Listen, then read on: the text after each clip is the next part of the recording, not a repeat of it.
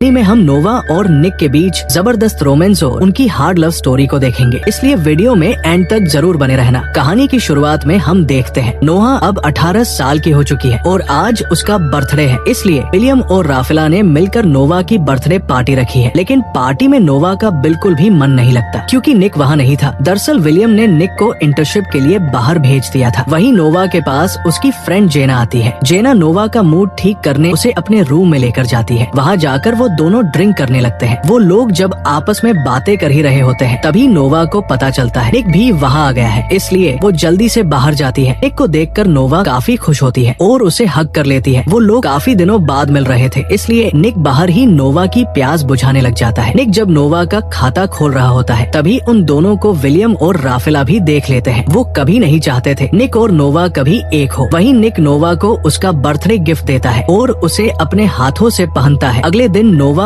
और निक एक साथ काफी समय बिताते हैं और बहुत एंजॉय करते हैं। वहीं अब नोवा का स्कूल खत्म हो चुका था, इसलिए उसके सभी फ्रेंड्स पार्टी रखते हैं जहां सभी स्टूडेंट अपनी अपनी कपड़े उतारकर डांस करने लगते हैं। वहीं निक का फ्रेंड लुक नी के पास आता है। लुक निक से कहता है अब ये लड़कियां आजाद हो चुकी है, इसलिए अब ये उड़ने वाली है क्योंकि जब ये कॉलेज में जाएंगी तो दूसरे लड़कों के साथ मजे करेंगी और हमसे दूर हो जाएगी। लेकिन निक उसे कहता है ऐसा कुछ नहीं होगा, हम इनसे कभी दूर नहीं होंगे। वहीं अगले दिन नोवा अपने मोम डैड और निक के साथ जब स्कूल से आ रही होती है तो वो वहाँ बहुत सारी नई गाड़ियाँ देखती है। नोवा उन्हें देखकर कहती है मोम डैड अपने बच्चों को अभी से इतनी महंगी कार कैसे दे सकते हैं। लेकिन नोवा को पता चलता है निक और उसके मोम डैड ने भी उसे एक कार गिफ्ट करी है। नोवा कार को देखकर बहुत खुश होती है और उसे वो कार बहुत पसंद आती है। लेकिन पहले तो नोवा उस कार को लेने से मना कर देती है, लेकिन निक के कहने पर वो कार लेने के लिए तैयार हो जाती है। दोस्तों में आप लोगों को बता दो निक के डैड और नोवा की मोम अब एक साथ ही रहते हैं। अगले सीन में हम देखते हैं निक और नोवा एक साथ ड्राइव पर जाते हैं। वहीं निक नोवा को अपना नया घर दिखाने के लिए लेकर जाता है। निक नोवा को बताता है ये घर मुझे मेरे दादाजी ने गिफ्ट किया है। इसी तरह से बातें करते करते ये लोग आपस में रोमांटिक होने लगते हैं और निक नोवा का खाता खोलने लगता है। खाता खोलते समय निक नोवा से कहता है आज से हम दोनों यही आकर मजे करेंगे। ये सुनकर नोवा को गुस्सा आ जाता है क्योंकि नोवा को लग रहा था निक उसके साथ इसी घर में रहने वाला है। लेकिन निक ने तो वो घर बस नोहा का डोल बजाने के लिए लिया था, जिससे नोवा गुस्सा होकर वहाँ से चली जाती है। वही रात के समय निक अपने फ्रेंड लुक से कहता है मेरी वजह से नोहा नाराज हो गई, मुझे उससे इस तरह से बात नहीं करनी चाहिए थी। दूसरी तरह नोहा भी अपनी फ्रेंड जेना से कहती है मुझे लगा रहा था नोवा और मैं अब एक साथ रहेंगे, लेकिन उसे तो बस मेरी लेने से मतलब है। वही अगले दिन नोवा की मोम उसे उसके लिए एक रूम दिखाती है जहाँ उसके साथ एक लड़की भी रहेगी जो उसकी रूम पार्टनर है। वही दूसरी तरफ हम निक को देखते हैं जो अपने डैड के ऑफिस में होता है। निक के डैड ने निक के साथ काम करने के लिए एक लड़की को हायर किया था। इस लड़की का नाम सोफिया होता है। सोफिया निक से कहती है मुझे तुम्हारे बारे में सब पता है, तुम लड़कियों को किस नजर से देखते हो, इसलिए तुम मेरे बम को मत घूरना। लेकिन सोफिया के जाने के बाद निक पीछे मुड़कर उसके बम को देखता है। अगले सीन में हम नोवा को उसकी मोम के साथ देखते हैं। नोवा की मोम नोवा को निक और उसका फोटो दिखाती है और उसे कहती है तुम दोनों के बीच में क्या चल रहा है। नोवा अपनी मोम को बताती है मैं और नोवा एक दूसरे से प्यार करते हैं। नोवा की मोम उसे निक से दूर रहने के लिए कहती है क्योंकि निक उसका स्टेप भाई है। लेकिन नोवा